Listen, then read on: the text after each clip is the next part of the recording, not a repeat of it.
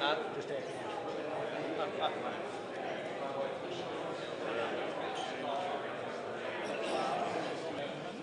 Seats up here. We're going to start any minute. Ladies and gentlemen, can I have your attention? Good morning. Good morning. My name is Linda Ashley, and I'm Director of Public Relations for the Concours d'Elegance of America at St. John's. I want to thank all of you for coming to our media preview today. As you know, last year was our first concours in this beautiful location, and it was by all accounts an overwhelming success, so we're just delighted to be back here this year. Now, to get things rolling for our media preview, I'd like to introduce to you the chairman of the board of the Concours d'Elegance of America, and hopefully he's here, Peter Hayden. I'm here. He's here. Peter,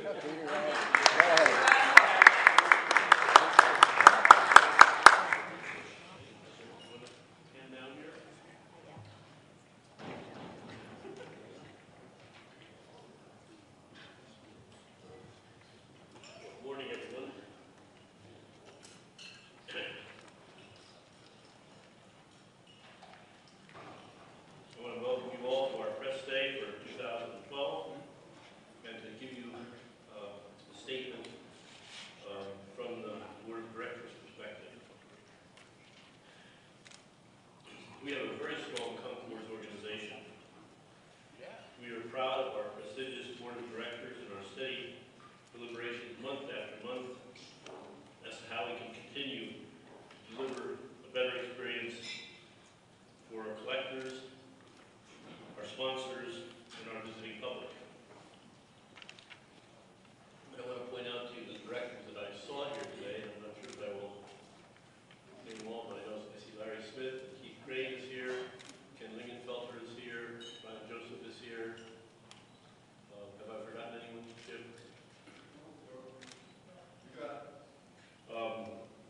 Thanks to all of them. And thanks in great measure to the great talent and the dedication of our executive director, Jim McCarter, and events manager, Tina Pesek.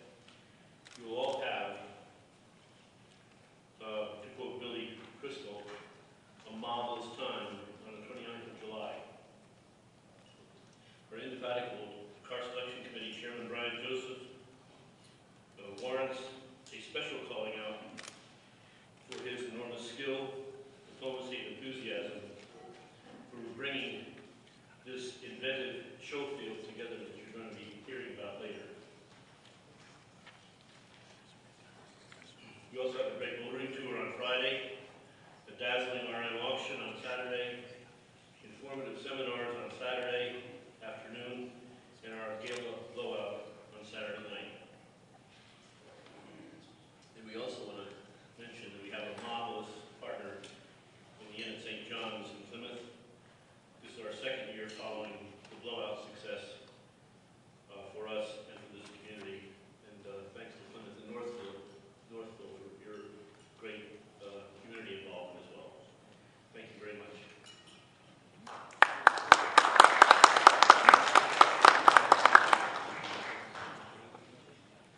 Okay, next on our agenda is St. John's General Manager Paul Weggert. Paul, would you like to say a few words to our group?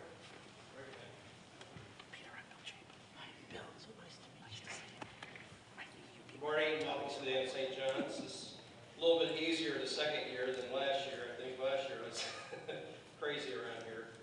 I want to thank Mr. Hayden and Mr. Crane and the board of directors for the concourse. We're thrilled about this event still being here.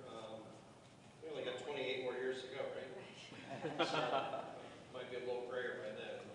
I also want to thank the Plymouth Township and Northville for their support from a traffic standpoint and safety standpoint. They've been excellent to work for. And Jim McCarter and Tina, it takes about 12 months to put this together, so we'll start this up again on the 1st of August. So again, welcome to St. John's. Feel free to tour the property while you're here today and let me know if you need anything. All right.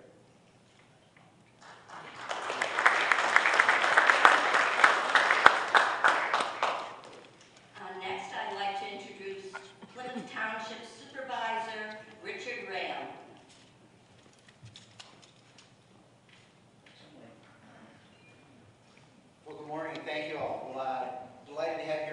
Township, and we want to open and extend our arms again for a second year.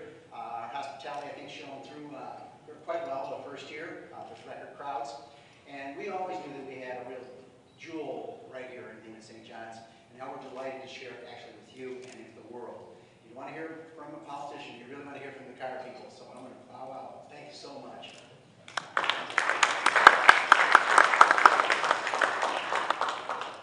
And representing the Plymouth Chamber of Commerce is Wes Graff.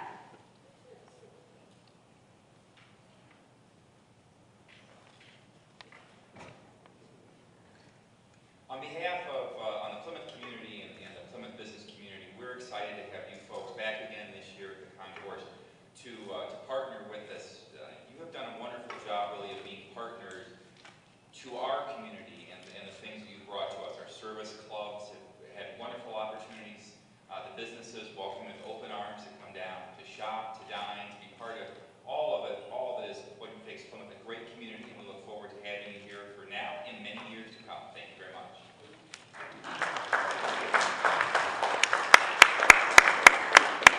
Thank you, Wes. I'd like to introduce the City of Plymouth Director of Business Operations and Special Projects, John Vazovas.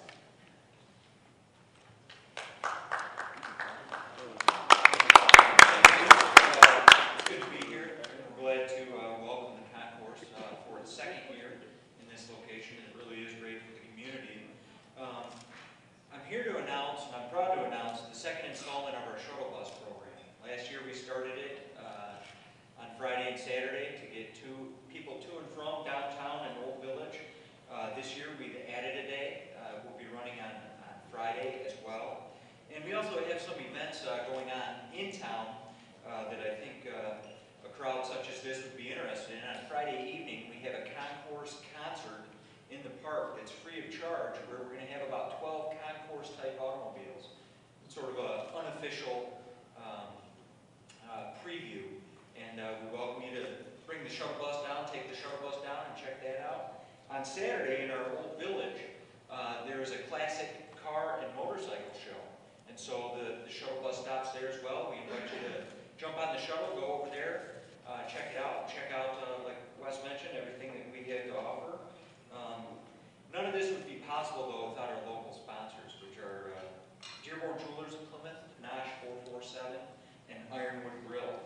And Dearborn Jewelers and Nash are the only brick-and-mortar locations where pre-sale tickets to the Concours are on sale.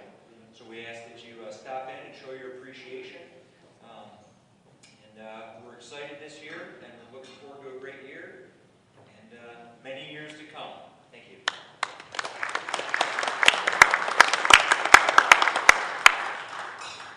Thank you, John. Next, I'd like to introduce the City of Northville City Manager, Patrick Sullivan.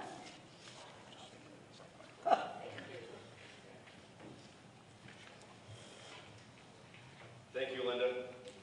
I don't have to talk to 9:53, do I? No. My agenda says Keith Crane doesn't start till 9:53. I don't know if I have that much material or not. The City of Northville wants to welcome the Concours. We are very excited to have this event in our community and in our downtown. Northville has a lot of history, both in terms of our architecture and our connection to the automotive industry. Henry Ford took an old grist mill and converted it into a valve plant in Northville in 1919, and a lot of our town was shaped by Henry Ford and the automotive industry. So this kind of event with automotive history in our historic downtown, we think, is just a natural fit, and we think people who come to the Concours will have a great time in downtown Northville. The motor tour is going to come to Mill Race Village in Northville, which is our sort of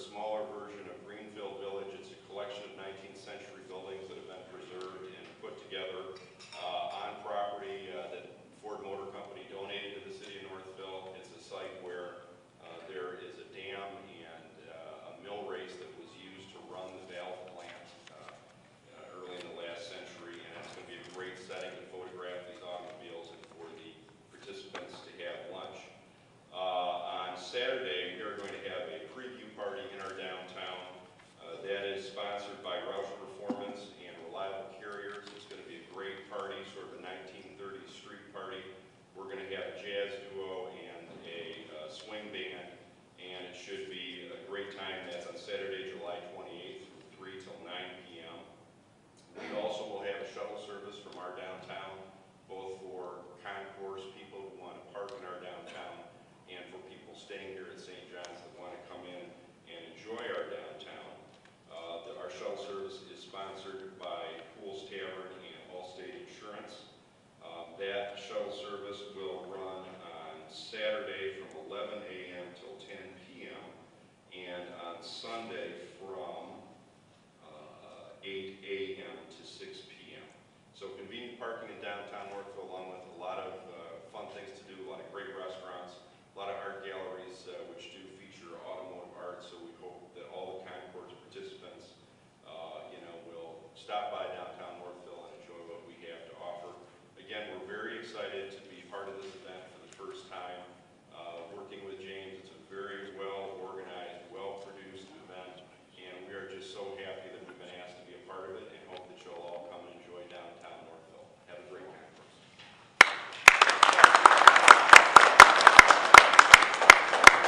Thank you very much. I'd also like to mention at this time that we have 3 special charities that will benefit from this year's concourse.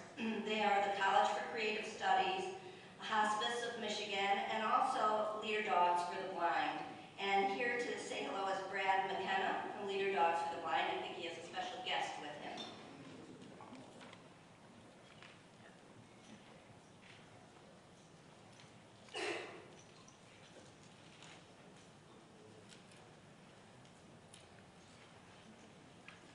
Thank you, Linda. Hold on 1 second.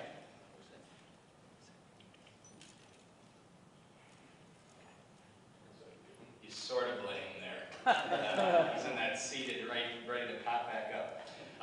My name is Brad McKenna, and I am Senior Philanthropy Director at Leader Dogs for the Blind. I'm not a trainer. That's usually the most common question, but my background is in training, so I can work with the dogs like Lambo here, who is a leader dog in training. He is about 2 months through his training. He's got 2 months left. All these highly certified dogs get all their training in a mere 4 months from these iconic instructors in Rochester Hills, Michigan. We are honored to be a part of this and to be a beneficiary from this event. Such a rich, long-standing history. And Leader Dogs for the Blind, many people don't realize, we are headquartered right here in Michigan since 1939. Our dogs are placed in over 39 countries around the world. Just taking a peek to make sure I know what he's doing. But what I like about this partnership is I think we share some commonality where there's an awareness of global excellence with the automobiles you see here, but as well as with the leader dogs that are placed around the world. But yet there's such a rich history in the Detroit area. So to be a part of this together, we're grateful and we appreciate everybody who comes out here and participates in this event. We look forward to the future together. So thank you on behalf of myself and Lambo.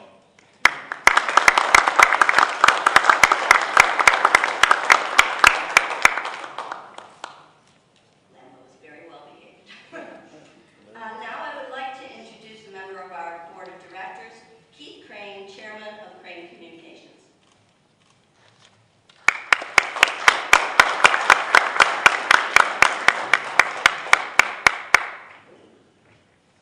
First, as chairman of College for Creative Studies, I want to thank Concours for their participation.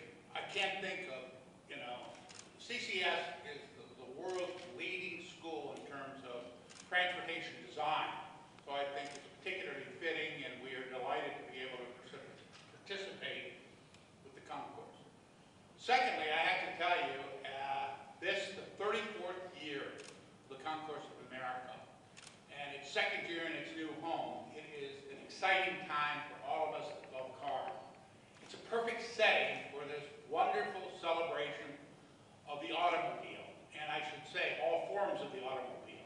We love motors, we love cars, and as a participant on the board of the Concours of America for longer than I would like to admit, I think it is just an exciting time for all of us, and we are delighted to be here.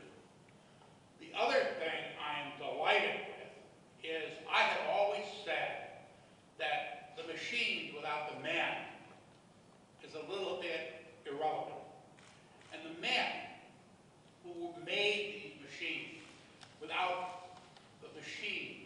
relevant as well.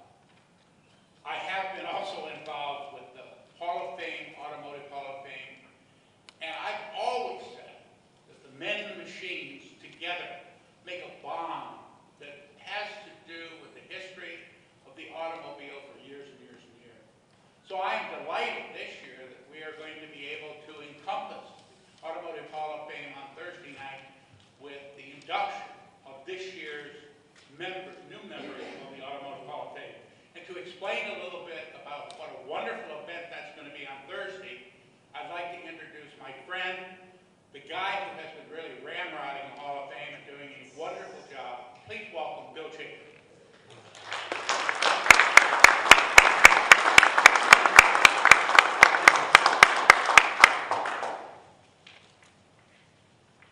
Thank you very much and good morning.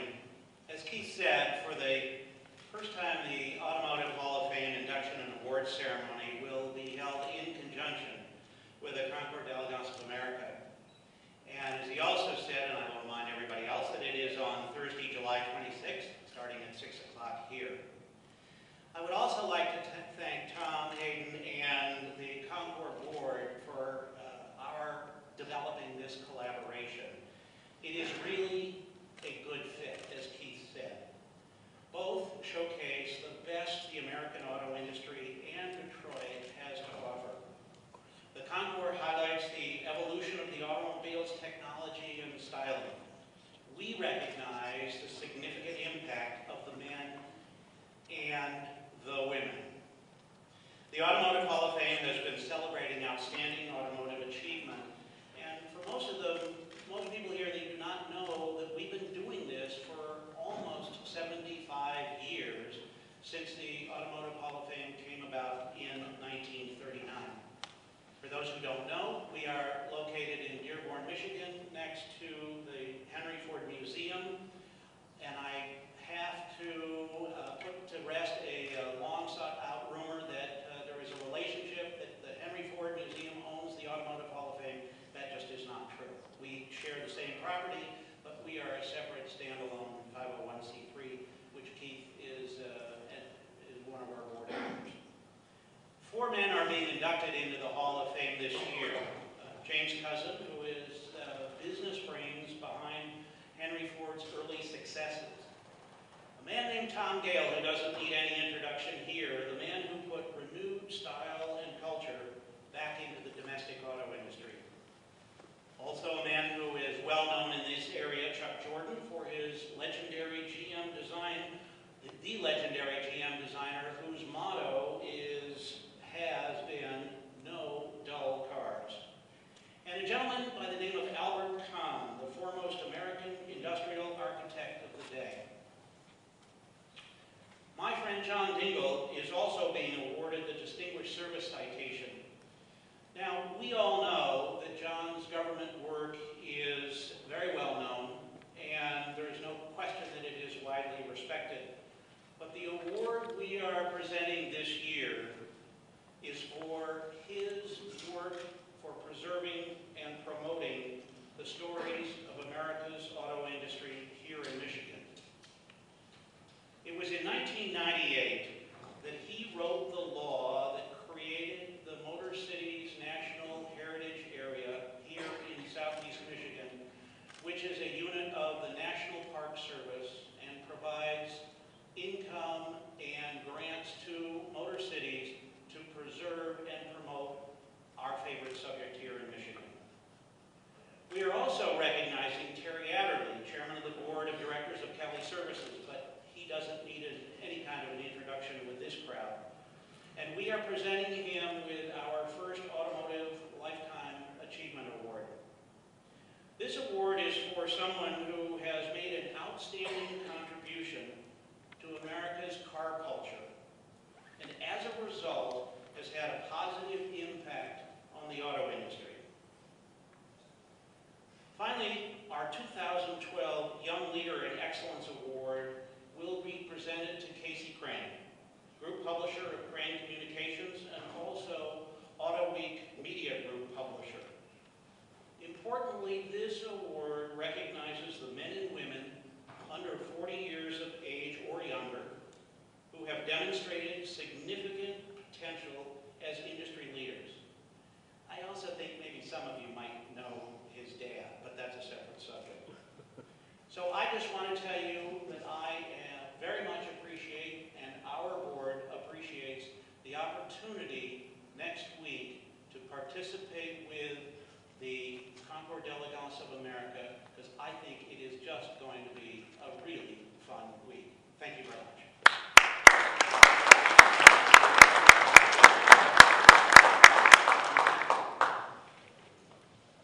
Thank you, Bill. Now I would like to introduce Hetty Popson of Productions Plus, the Talent Shop. This organization plays a very special role in the concourse, presenting the mode to concourse. Hetty.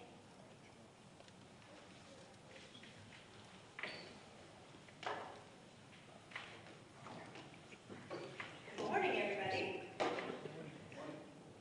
I'm going to wake you up a little bit with our sirens here. I'm Hetty Popson, and I'm the Executive Vice President of Productions Plus the Talent Shop. And we are a talent agency for auto specialists and models who staff over 83 auto shows throughout the country. And here we're going to bring our sirens to life throughout Concours. Our owner, Marjorie Kresge, wrote a book entitled Sirens of Chrome, which some of you are probably familiar with. And it focuses on the enduring allure of the auto show model and the history of the automobile and auto shows. So today, we bring our lovely sirens to life here as Lauren, Andy, and Renee are wearing custom-made wardrobe ensembles that reflect the history of the automobile hood ornament and women who drew attention to the car as the star. Productions Plus is very excited to be working with everyone involved in Concours, and we will have more models and more exciting wardrobe ensemble next Sunday, so we look forward to seeing everyone there at Concours. Thank you.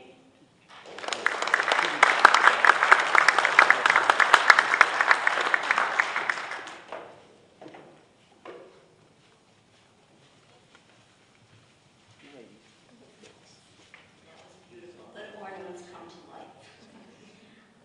At this time, I would like to introduce Tom Hale. He is the creator of this year's 2012 Concours d'Elegance original poster art, and as you see, his beautiful art is right here on the easel to my right. This piece will be sold at auction Saturday night at our art auction. Tom, please come up and tell us about it.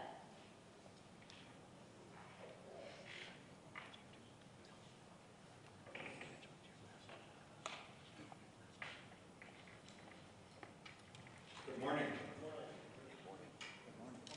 I participate in a number of Concours events all over the country and have been doing that for over 35 years. And without a doubt, this consistently is my favorite one. I've been honored to do 3 posters, this being the 3rd one, over the 30 years that I've participated in the Concours event. This is an original acrylic on canvas. A one-off Mercedes owned by Arturo Keller out of California, and a depiction of St. John in the background. The poster will be auctioned off as we indicated on Saturday evening. I get commissioned to do a number of posters for different events, and the 3 that I've done for Meadowbrook and St. John over the 30 years are some of my favorites. Again, it's my favorite event. I'm honored to have been asked to do the poster again, so thank you very much.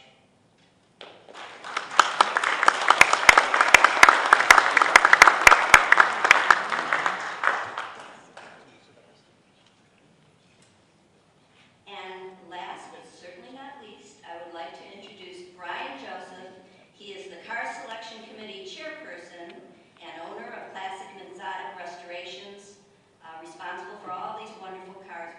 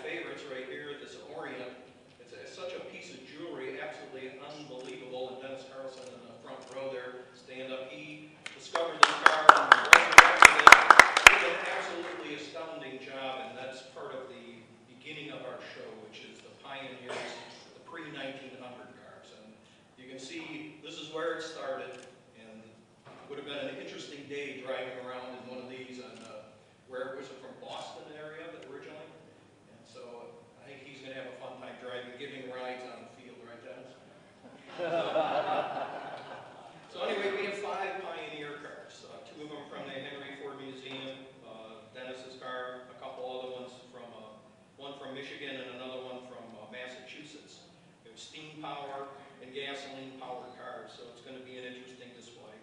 Moving on from there, we have our Gaslight class. We've got a great selection. We have a Baker Electric, a Stanley Steamer, which is outside. We have a 1911 Mercedes 50 horsepower car. If you figure in 1911, that was a pretty powerful automobile.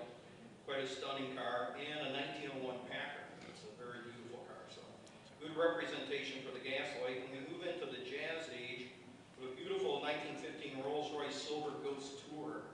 And Rolls-Royce in that period of time was such an ultimate car. They were such exquisitely made, well-developed cars, and there'll be one on display that's actually toured quite a bit. So even today, so many years later, they're good, reliable cars. You can drive them anyplace.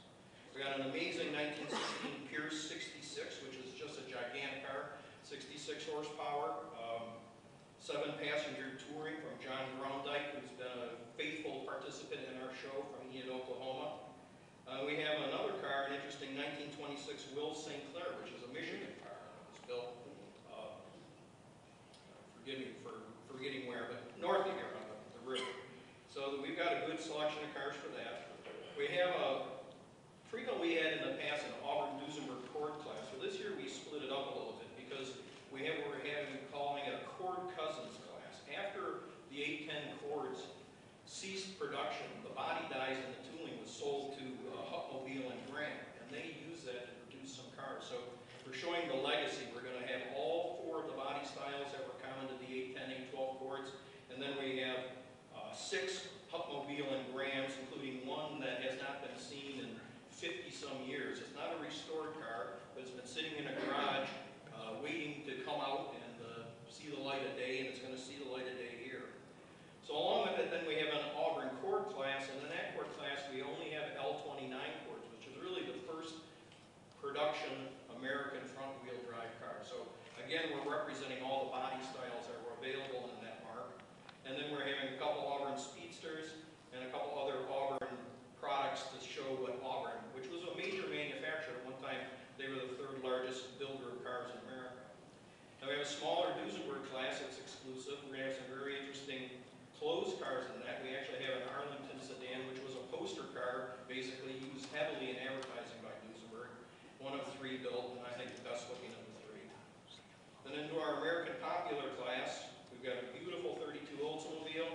We've got a 37 Studebaker, a 36 Terraplane Express Cab pickup truck. It's like a crossover vehicle in those days. It's a car, but it's a pickup truck. And so kind of a unique thing that today we have so many crossovers. Well, it was being done back then too. So that will be an interesting class, and that'll be a great car to see. And the 37 Studebaker, another Raymond Loewy designed car, just a gorgeous car with a lot of aerodynamic styling. Another nice automobile that represents part of the past that with a styling today, so much of it seeming to be done by committee. In the earlier days, there was more individual style. So in this case, you'll be able to recognize his signature on it. In our American Clothes class, we've got a great selection of classic cars ranging from a 29 Stutz to a 1940 Packard.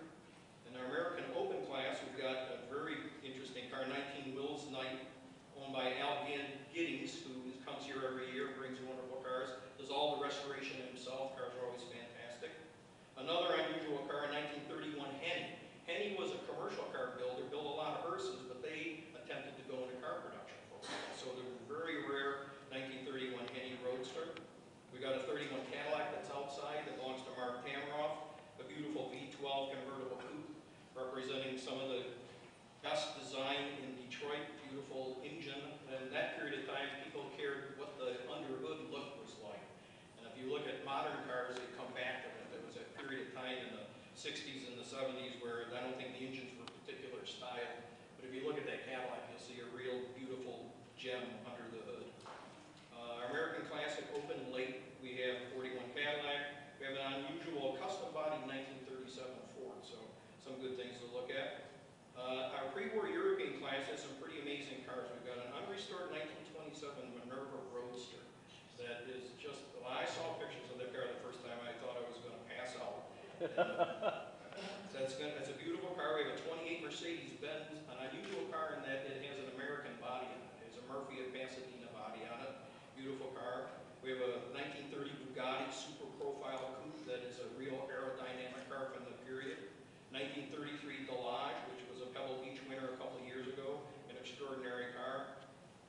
37 Delahaye with a Fagonian Falashi body on it. That's quite extraordinary.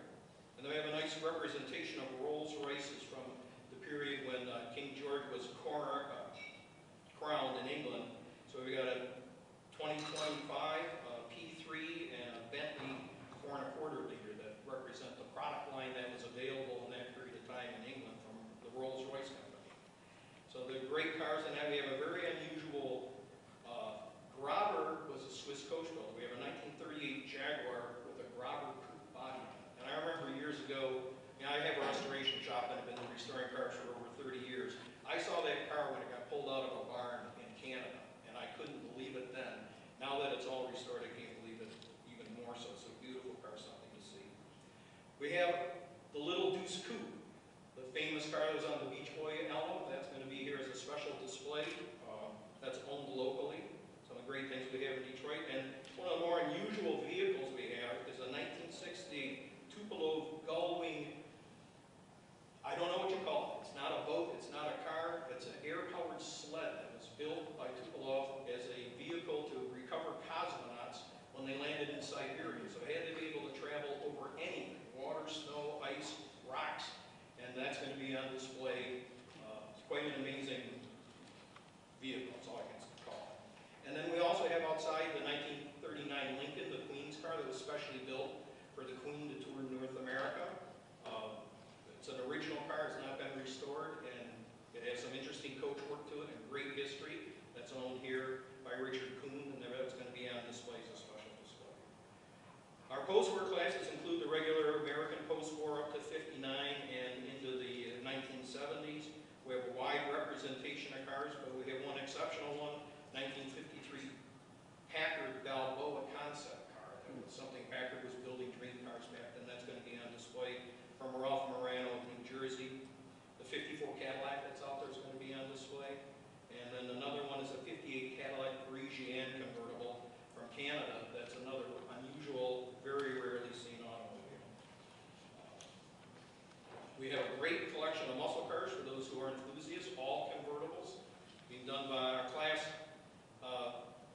One who did the class was Bob Ashton, who is a real muscle car expert. He did a wonderful job on it. It's going to be a bunch of great cars.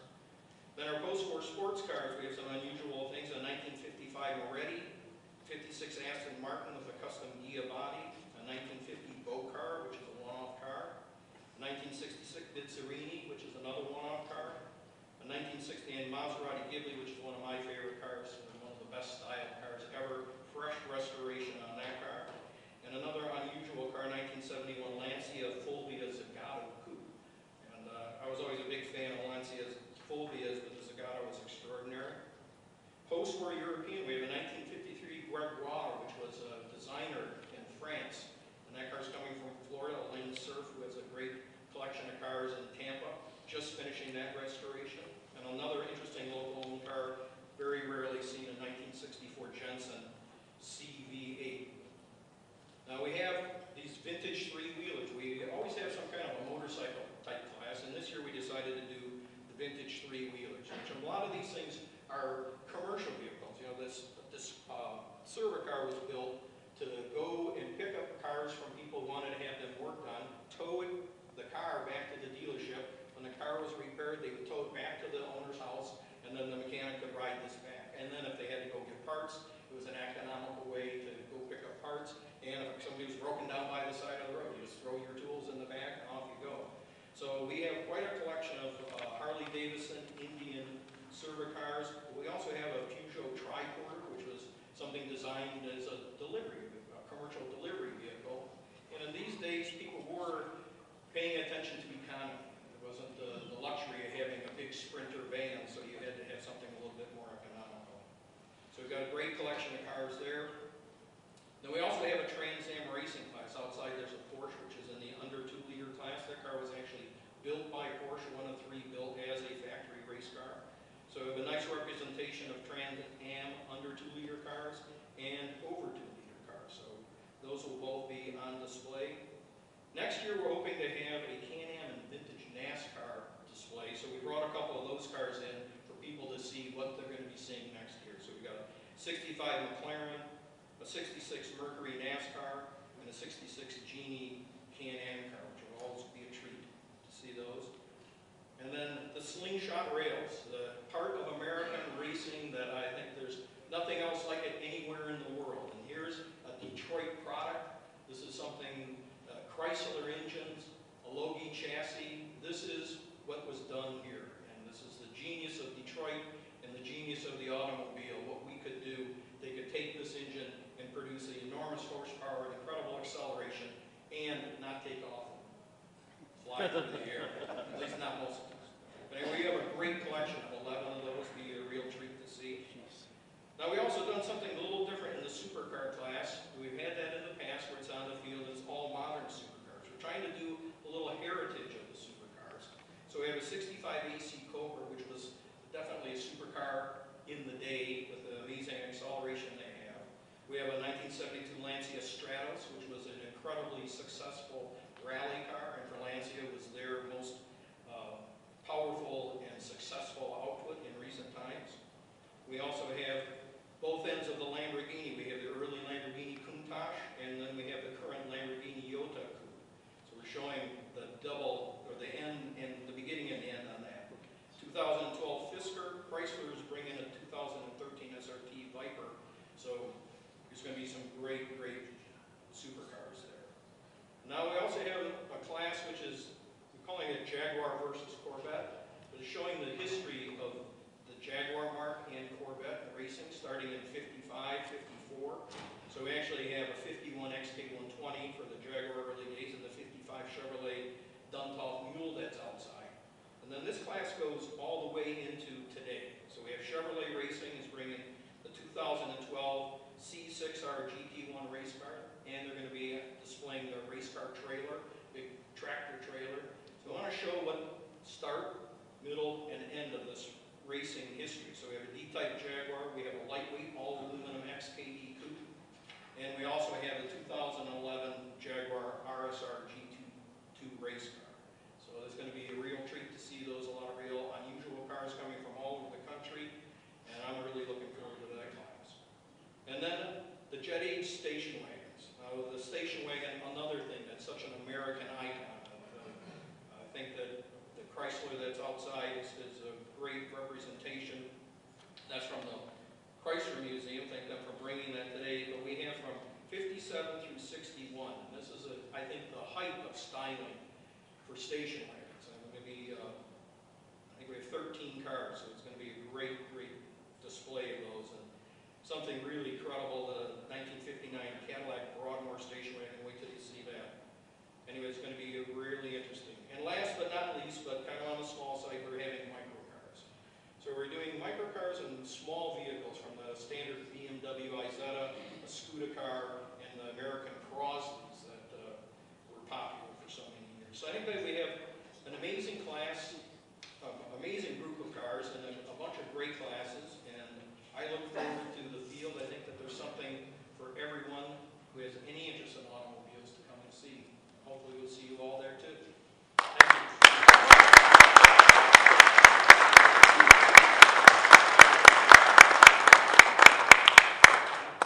you.